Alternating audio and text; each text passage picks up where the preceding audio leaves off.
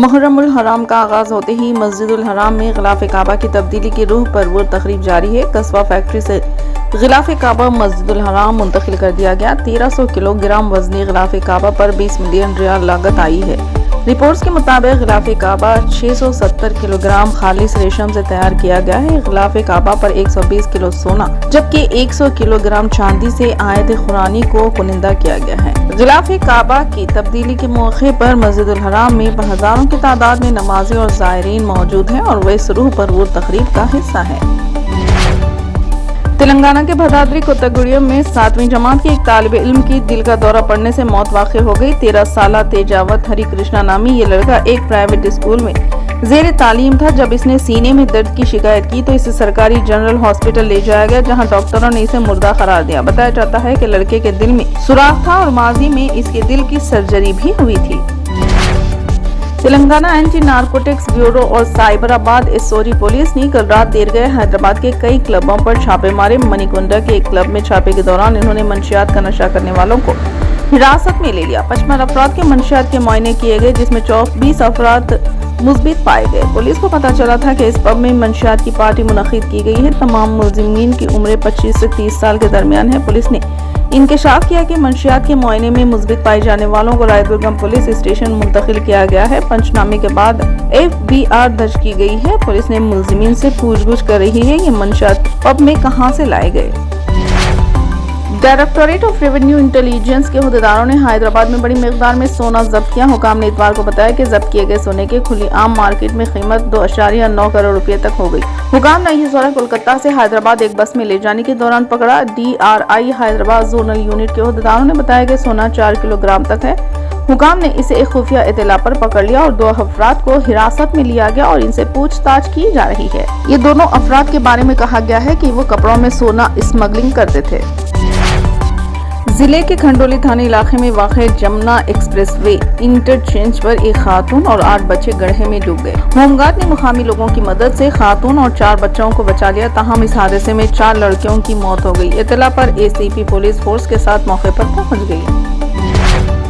مہاراشٹر کے پونے ضلع میں زیکا وائرس کے 5 نئے مریض ملنے کے بعد انتظامیہ چوکنا ہو گئی۔ ان 5 کے خون کے نمونے لیبارٹری بھیجے گئے۔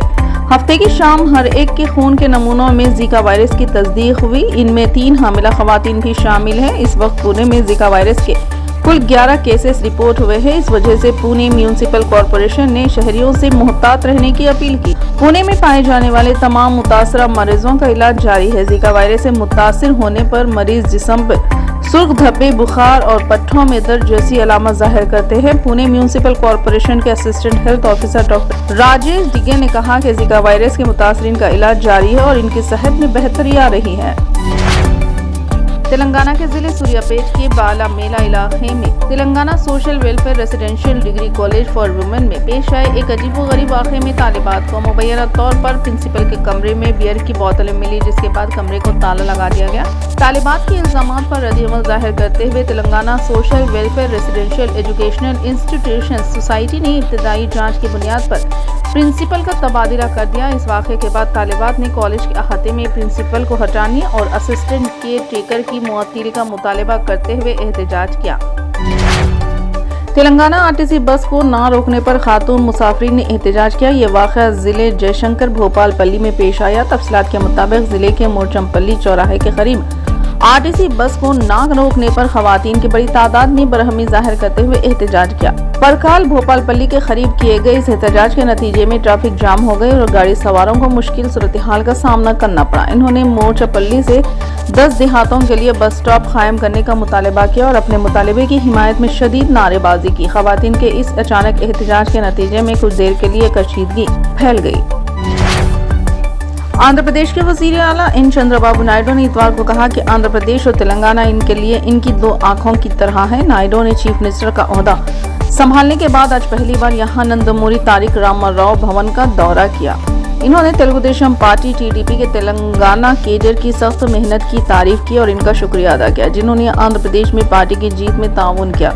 مسٹر نائیڈو نے کہا کہ انہیں بغیر کسی وجہ کے جیل میں ڈال دیا گیا تھا۔ انہوں نے حیدرآباد کے لوگوں کی طرف سے ان کے تئیں جس تصویر का इजहार किया गया। इस पर इजहार तशक्कुर किया। इन्होंने कहा कि तेलुगु रियासतों की तरक्की तेलुगु देशम पार्टी का मिशन है और इंतबा दिया कि इनके दरमियान तनाज़ा नुकसान का बायस बनेगा। नायडू ने कहा तेलुगु अवाम फायदे के लिए बाहमी अफ़वाम व तफ़हीम और ताउन के जरिए ही मसाइल को हल किया जा सकता है। नायडू ने दावा किया कि YSRCP की हुक्मरानी होने वाला नुकसान रियासत की तकसीम से होने वाले नुकसान से ज्यादा है। इन्होंने यकीन दिलाया कि मखलूत हुकूमत आंध्र प्रदेश को मजबूत करने की जिम्मेदारी लेगी। फिलहाल के लिए बस इतना ही। देखने के लिए शुक्रिया।